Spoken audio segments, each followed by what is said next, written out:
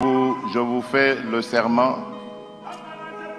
de ne jamais trahir le Congo. À notre population, fait qu'aujourd'hui, plus que jamais, nous devons garder l'unité entre nous. Les gens ne comprendront pas aujourd'hui ce que je suis en train de dire, mais dans quelques années, ils comprendront. La chance que nous avons aujourd'hui, c'est d'avoir ce président, Félix Tshisekedi. Pourquoi? Parce qu'il est celui qui s'est levé contre le Rwanda, contre Paul Kagame.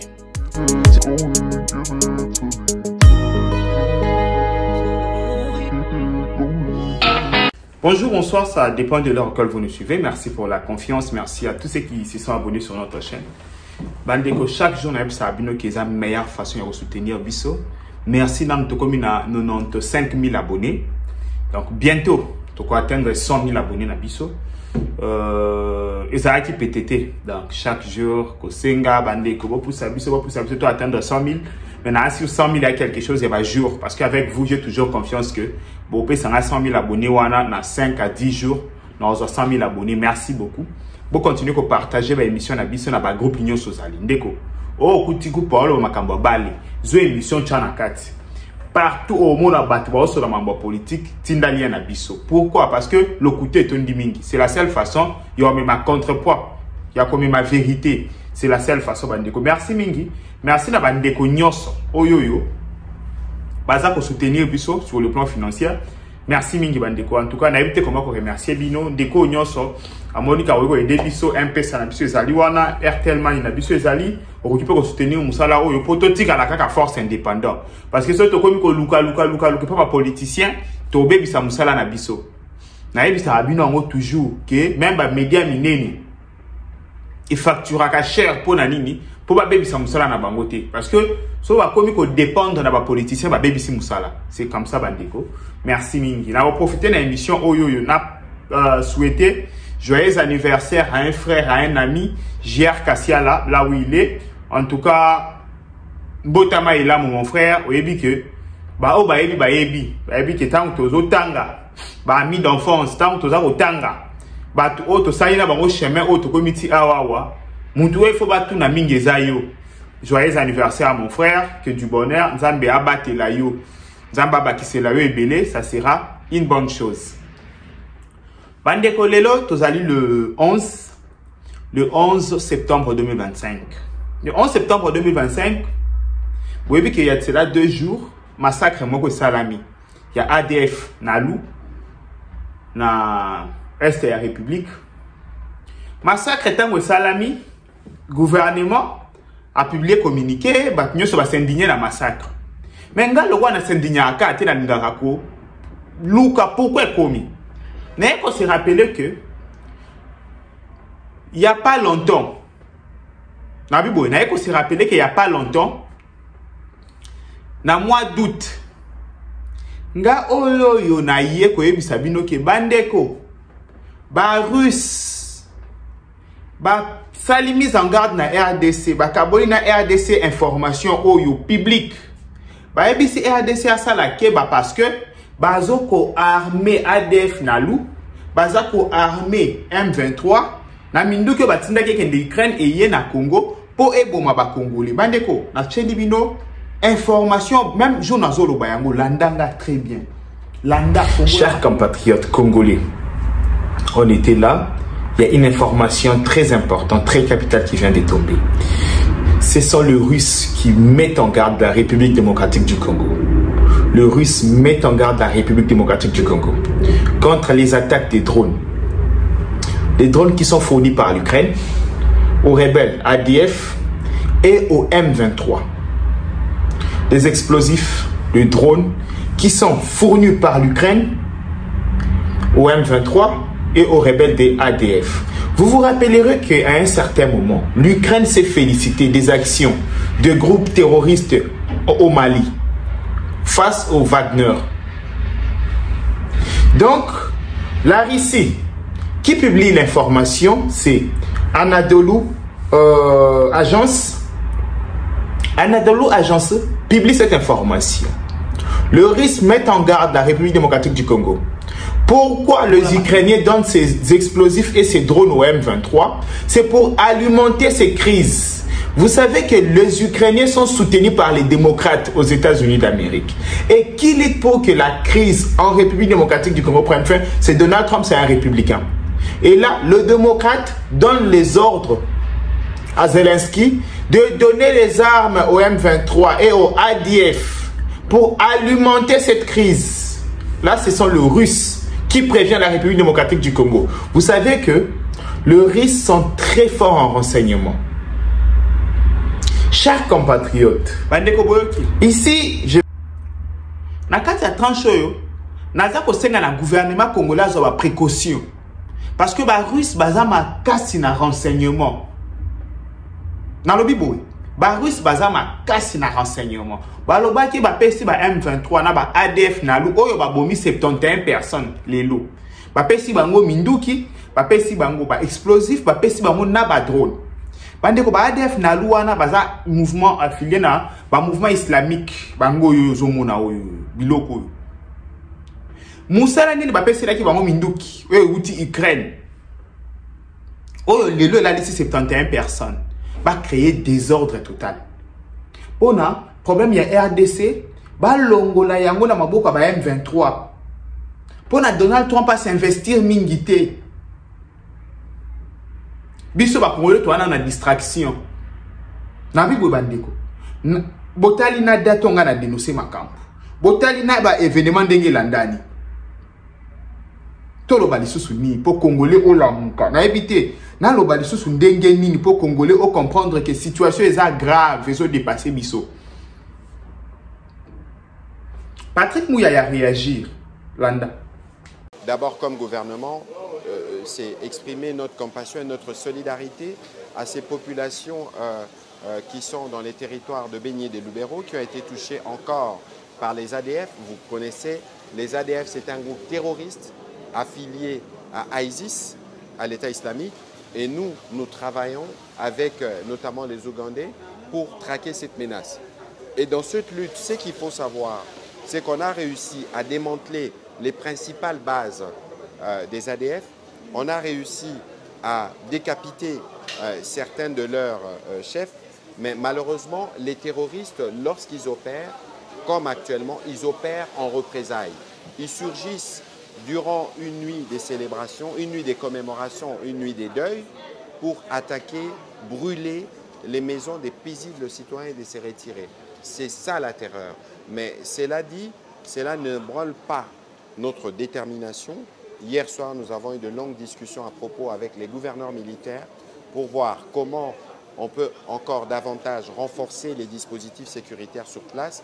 Mais comme vous le savez, les terrorismes, c'est combat en coalition. Et donc, nous pensons que très rapidement, dans les cas des efforts diplomatiques en cours, nous devons régler la question du Rwanda et de sa brigade avancée à RDC, l'M23. Et bien après, nous pourrons véritablement être encore plus focalisés sur la question des ADF pour mettre fin à ces activistes terroristes qui sèment la mort et la désolation dans cette partie de notre pays. Roki Patrick Mouyaya. Bandeko tanga na ena lobi makamboyo. Je pensais que le gouvernement congolais, service nabiso ya renseignement, a kokai kozwa précaution nyonso possible. À renforcer sécurité na côté wana, à renforcer contrôle, à renforcer renseignement na coin wana. Mais 71 personnes bandeko. Betala to seka. Kufisaka moko. Tala. Ti lelo na ça na bino émission au bandeko. Mutema nangeza kaka. Tu vois, j'ai perdu mon petit frère. Hein? Mais na oko sabinote, na oko kolala te.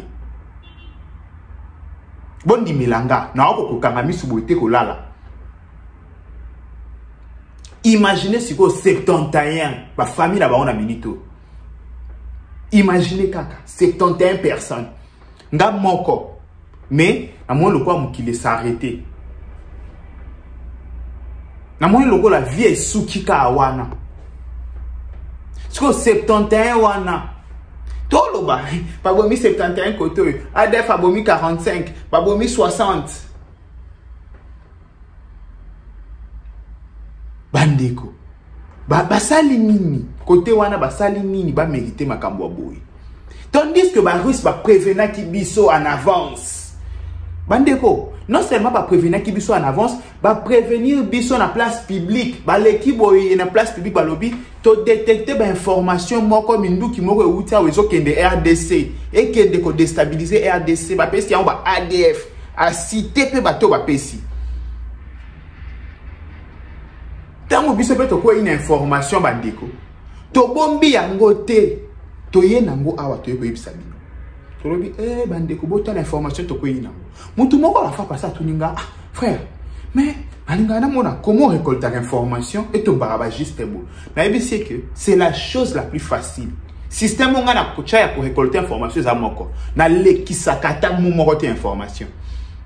Ezala ya lokuta, ezala ya solo, na yaka na ngona nyonso na bandi ko trier. Na bandi ko tala ba probabilité. Bandeko. So kinga, je peux trier des informations. Côté la probabilité. Et bon service à renseignement na biso o ezali na nyonso sur yango na ba dispositif nyonso. Pona nini ba ko anticiper ba makambo yote. Bandeko ba service à renseignement na biso, il faut baza na ba contact même na ba ADF. Il faut pas infiltrer même ba ADF. Ba ye ba bazo préparer nini. Il faut pas infiltrer même M23. Ba ye ba baza ko préparer nini.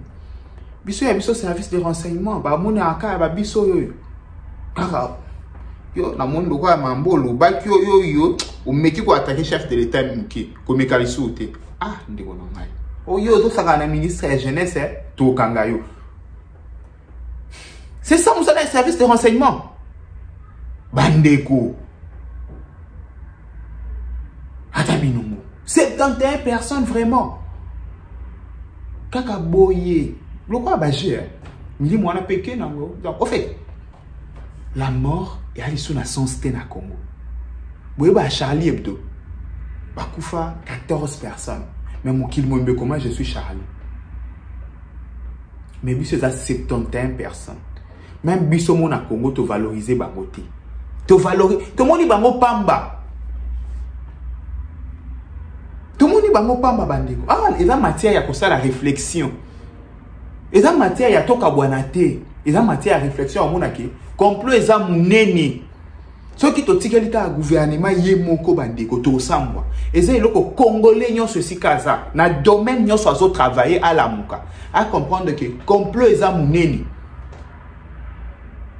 Na lobi boy congolais na domaine nyonso. Oza militaire, comprendre que complot eza munene. Oza médecin, comprendre que complot contre mboka na eza munene.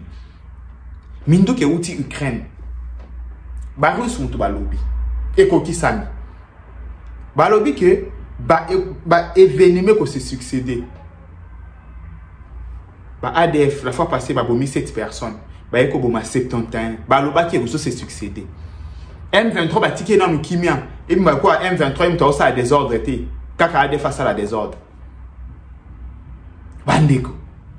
Tu expliquer les sous ndengeni. Pour le gouvernement, il faut comprendre qu'il faut renforcer. Il faut ça la réforme de la renseignement. Que renseignement, ils ont pour traquer bateau. Renseignement, ils ont pour infiltrer le mouvement. Pour collecter des informations. Pour anticiper le macambo. C'est ça le travail du service de renseignement. Biso to ya aka koloba. Musala o ngana zo ya ngwara ko ya koloba. Na ebisa bino ke so ezaki pour na l'art. Bandeko na sala ba concept moko abia bien makasi awa bomoni penaki na kota mama na la. Mais ce bomona anga chaque jour na zoya na ozo ba risque oyo. C'est parce que en moi il y a une partie oyo et ça passe au senti que utali bamboka bapa ya ndenge zali utali batunde ba olala na kimia utali chebino zakaka 5 ba kufilelo 71 ba kufilobi 60 ba kufa lobi okuna 20 ba kufa. Bandeko mutu normal. Le bas sens nyoso ki bomoto balongolio mutu normal il faut faire d'abord je vais me battre et nzamba pesinga pe moi maele ya on a autre à disposition à battre ya on a singa abino toujours bandeko pardon sokoza na mo soutenir biso eza très parce que l'information to récolter ces attends et singa ba matériel et singa non vous sentez que ezo singa biloko mais gouvernement comment vous soutenir yo parce que yo zo loba ba qui na ba intérêt na été. na bino pe ba congolais o amoniki okobundela mboka mais wana makasi kwa lo baloko angate sangisa makasi na ngai bandeko sangisa makasi na biso toboyi na biso okoma ba faux pasteur koya boye bandeko nzamba la kisinga boye de pesa 100 € wana yumba ngwa men pasteur to yebiso ke pesa mbongo to bundela mboka.